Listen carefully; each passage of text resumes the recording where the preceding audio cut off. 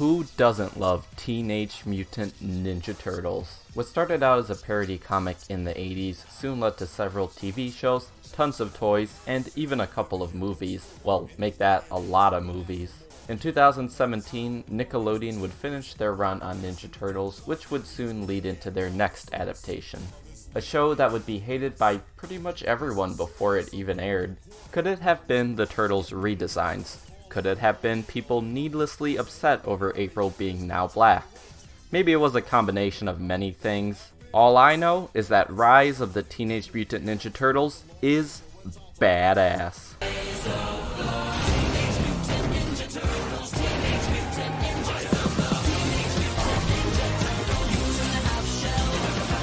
Despite there being many incarnations of the Ninja Turtles, Rise is the one that feels like a breath of fresh air. Most of the previous Ninja Turtles shows followed a similar setup to one another, with Shredder being the main villain and either Krang or Krang's alien species also playing a big part in it. Each show was different enough, but Shredder remaining the big bad was something I was starting to feel a little tired of. Both the 4Kids and 2012 Nickelodeon shows were also quite heavy on plot. It's an aspect I loved about them, but if a third series were to follow in those same footsteps, I probably would not care to watch it.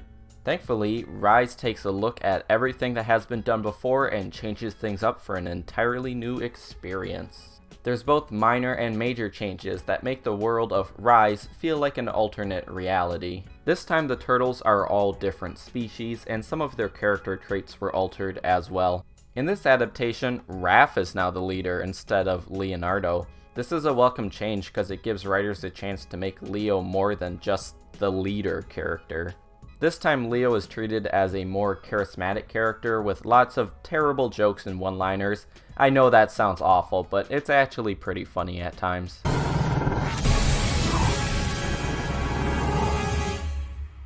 So, you guys from Jersey? April is also an African-American girl now, and a teenager like she was in the previous Nickelodeon series. Her character is very different, but I really enjoy her in the show. Her friendship with the Turtles is so much fun, and the show doesn't waste any time explaining how she met them, cause truth be told, it doesn't really matter. There's also a new main villain this time around, Baron Draxum, voiced by none other than...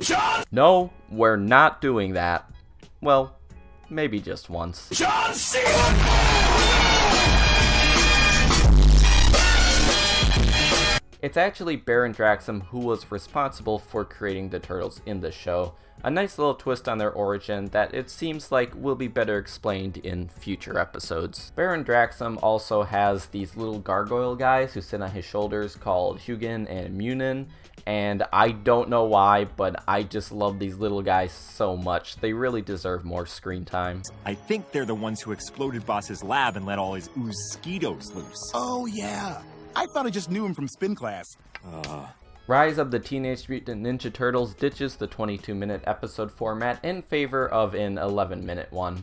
At first I worried this would make the show feel like Justice League Action, a show that, while not a bad show, feels a little too rushed for me. Luckily, Rise is more concerned with being funny and fully succeeds at that. Of all the Ninja Turtle adaptations, this would have to be the one I've laughed the most at.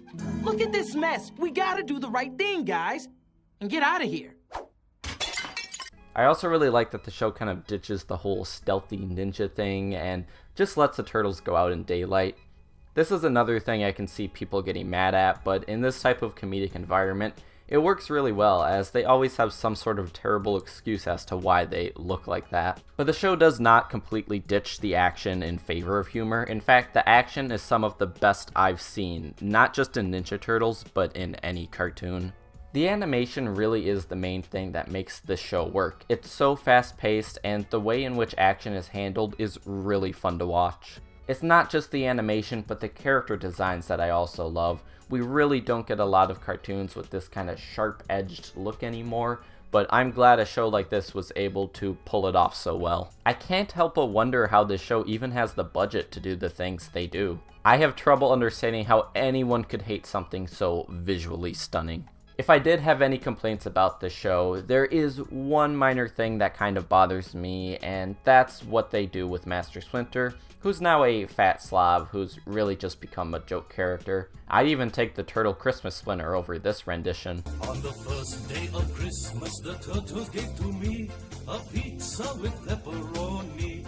Fortunately, there was an episode recently that reveals there's a bit more to his character, as well as showing a more compassionate side, so I'm hoping the show follows up on that in future episodes. There are quite a few shows that I could compare this to. A lot of late 90s and early 2000s cartoons come to mind, like Powerpuff Girls and Samurai Jack. I don't know if this is too recent a comparison to make, but the show also gives off some strong Into the Spider-Verse vibes with the whole alternate universe thing and its fast-paced action. That's going to be all for now. I hope anyone considering watching this show gives it a chance. It's a lot of fun and worth checking out whether you're a hardcore Ninja Turtles fan or just a fan of cartoons. Until next time, thank you for watching, and goodbye.